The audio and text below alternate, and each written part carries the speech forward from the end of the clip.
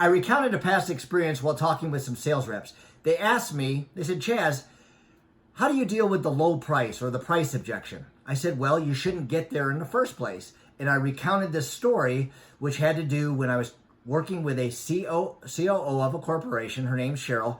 And when I sat down with her, one of the first things out of her mouth was, Chaz, I just want you to know we're looking to go with a low price vendor and we don't want to pay anything up front. And I told her, I said, Cheryl, we're probably not a good fit then. And she was taken aback and she goes, what do you mean?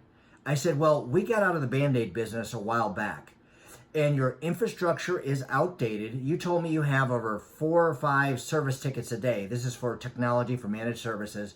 And that's ridiculous for the size company that you are.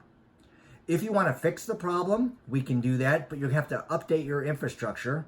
You have some network security vulnerabilities that need to be addressed.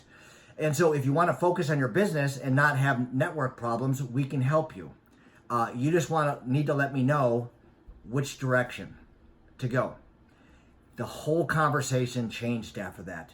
All these other vendors, these managed service providers, they were looking to cut services so they could beat a low price.